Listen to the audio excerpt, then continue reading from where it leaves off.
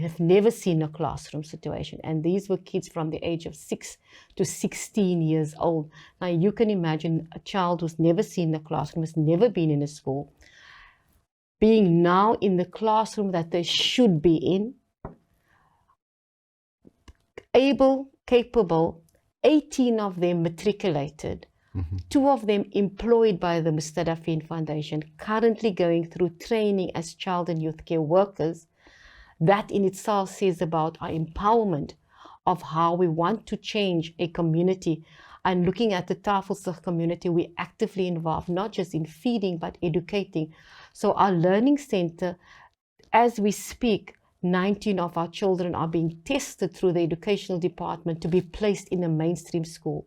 And the schools in Tafelsig would tell us, can you assist us in your program of action to how you have been able to focus on reading and speaking on how eloquent our young men and women are and how different they are when they do come from our early childhood development. So schools are actually asking for our children to be placed with them because they are able and capable to provide and to be educated, and they are disciplined. So I do believe that sets us apart from the many institutions, because like we were told nationally as an organization, our output, our income might be little, but our output has been bypassed by many organizations.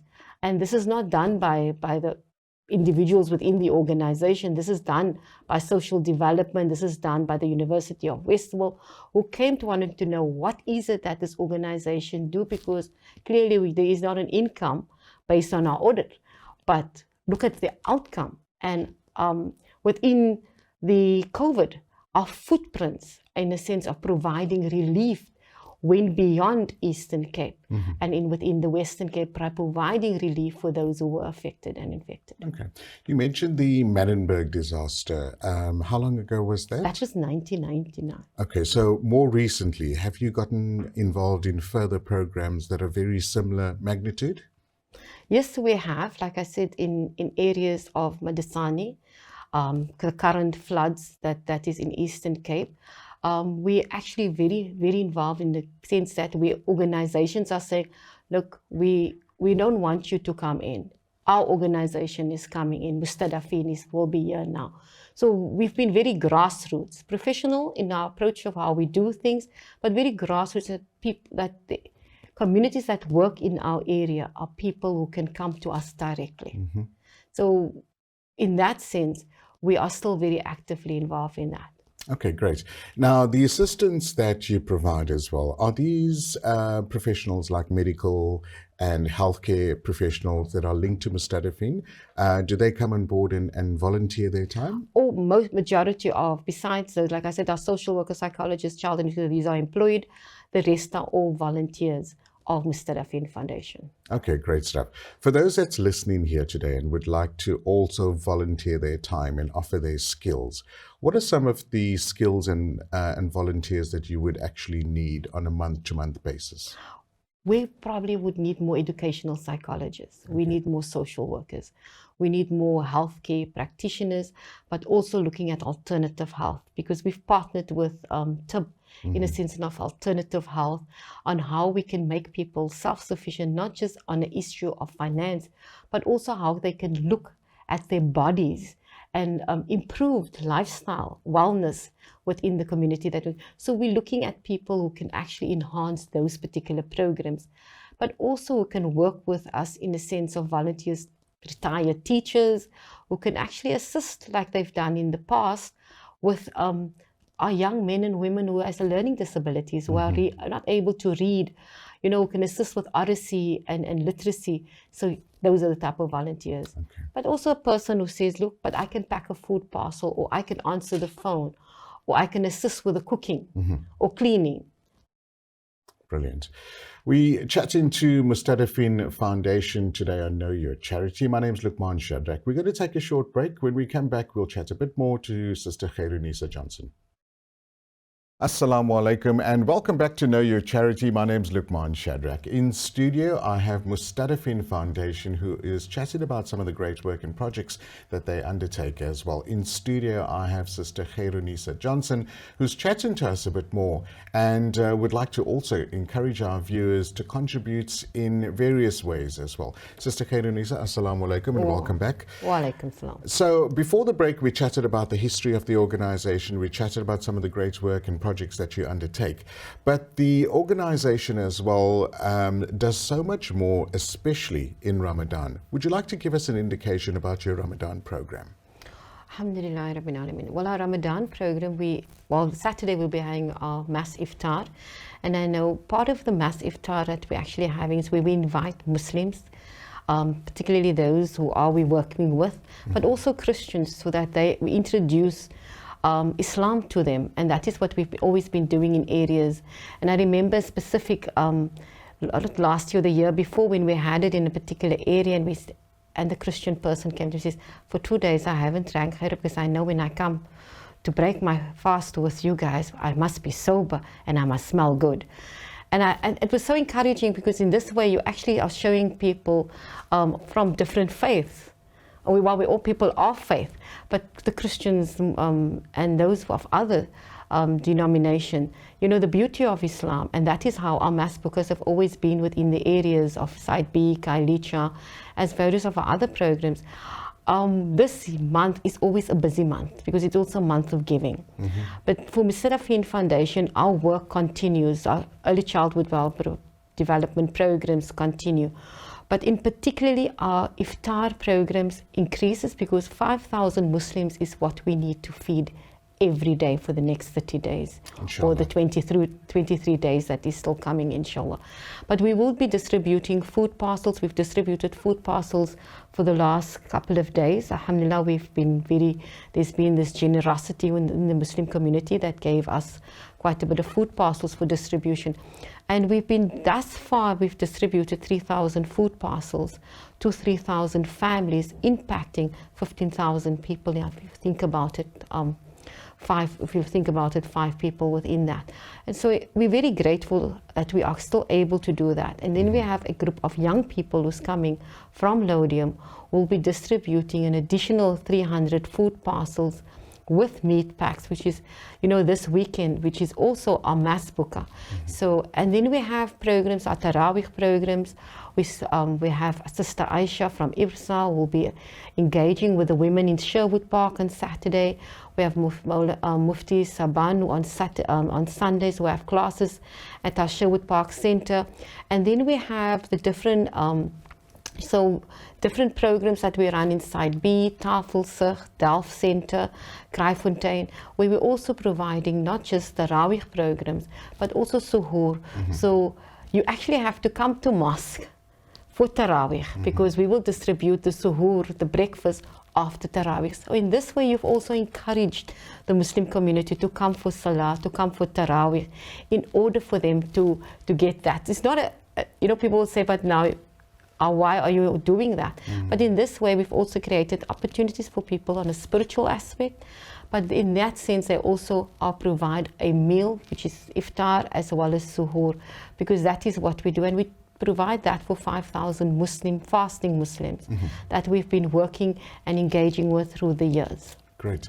So that's the Ramadan program. Outside of Ramadan, are there other activities and programs that you have at your center or at various locations? Well, we have our early childhood development programs. We've, alhamdulillah, established 21 early childhood development centers. We have our learning center, as I mentioned, the young people that we've encouraged to go back to school that we work with. We have our Dawah Madrasa programs. So our Dawah, none of these things stop during the month of Ramadan. Like last week, our ECD had to go, we partnered with the library in Mannenberg, so the Read and Write program. So then we also have the youth programs where we teach young men and women not just on issues of hygiene, but to be young men and women, on the beautification of women, the empowerment of men. So we go through a whole program of action with them, where they are also taught skills to do your CV writing. We do computer literacy projects that we do. We do skills development, where we teach women how to do sewing. We've initiated and partnered with other organizations to do business skills and upskill. So if we started you off with small business, we're now upskilling you on how to run this professionally and how to market your business. So Mustadafin's work within the disaster relief, poverty alleviation, and education and community development continues through Ramadan and through the year as well. Brilliant. Our gardening project that we are doing. And we have quite a few things that we are in the interim still continuing, in particularly in our way forward, which is our 5-year plan, where we're saying that we need to make people secure. In a sense, you know, the concept of we give people the rod and not the fish. So empowerment projects within the vision and mission of the organization to make people self-sufficient, self-reliant, independent through education. So many people don't know we have a lot of our educational projects. Like you have your pre-abbot programs that we run, which is done by volunteers as well. And then we have the aftercare, where we teach people science, math, English, because reading is a problem for many within our schools. So we encourage reading and oracy, how to speak, but also how we're going to send our young men and women out into the world. So that form of empowerment is what the organization is doing and will be continuing doing, inshallah. How do you select the various beneficiaries? I mean, you've done wonderful projects through the years and you've infiltrated many suburbs and towns that need your assistance, but the beneficiaries themselves, how do you go about selecting? Well, first and foremost, at times we get approached by individuals, and because we are working within the communities, like I mentioned, we have 21 child and youth care workers who work in the lifespan of children. So you are working within a community where you can see the challenges that they are faced with. And those are the people that you're working with, and those are the people that you're selecting. It's the people in the line for food that you are working with and empowering. And that is how we've selected the people that we are currently providing relief with. Okay. And with regards to an organization like Mustadafin that helps so many people out there, I would imagine that you go through various challenges as well. What are some of the challenges that you would like to tell our viewers about? Funding. That's probably the main challenge. The organization is seen as an organization in kind. So we get a lot of things in kind, and we've used what we get in kind effectively. I mean, our building was given to by the late Mr. Gangrika.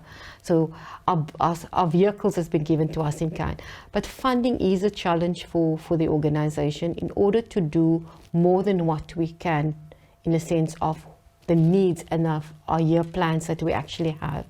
So we are asking our community to please assist us, whether it's zakah, sadaqah, the lila. Like our Sheikh has told us, interest belongs to the poor, so give it back to the poor. So we work within the lifespan of the poor community. So we're saying to people, even that, don't leave it in the bank. Give it to organizations like Mustadafin Foundation so that we can uplift and alleviate the communities that we are working in. I do know that most relief organizations or NPOs offer an 18A certificate. Do you offer that as well? We are a registered organization with that, with an 18A certificate, so we are able to give you an 18A certificate. We also registered as an MEAA, so that we are able to raise much needed funds, but creating opportunities for us to work. So if you're looking at Mustadafin Foundation, we can cater. And that is one way of our empowerment for the organization and looking at ways of how we're going to raise funds. So we are training people in aspects of catering, so that when we are asked to do that, we are able to do that because we are registered by the city as well. What are some of your immediate advice that you would like to give to our viewers on how they can contribute? Well, immediately, I would say your zakah, your sadaqah, your lillah, your fitra, your fidya is what is needed for the organization to continue the work that we do. There's a saying in Mustadafin Foundation, if every man helps his neighbor, then who will need help? And our educational project is we educate human beings how to live with other human beings. We are asking you, as a listener out there, from my heart to your heart to sponsor a child who's at the learning center, to sponsor a food parcel for 850, and first and foremost, you can make a difference in the lives of those who have nothing by providing your 850. We have even got a program where we say feed a belly, feed a mind for just 12 Rand. And we're looking at 1 million viewers out there just to give us 12 Rand a month in order to continue the work that we do. So your fitra, your fidya, your 850 towards a food parcel can make a huge difference in the lives of a fasting person. So we are asking you for your funds to make sure that we can continue the work that we've been doing for the last 38 years. Jazakallah so much, Sister Helen Johnson, for coming in, and may all your projects grow from strength to strength, inshallah. Inshallah. Shukran jazilan for the time given to us. We truly appreciate that. And that's how we end Know Your Charity. For Hilaal TV, I'm Luqman Shadrack.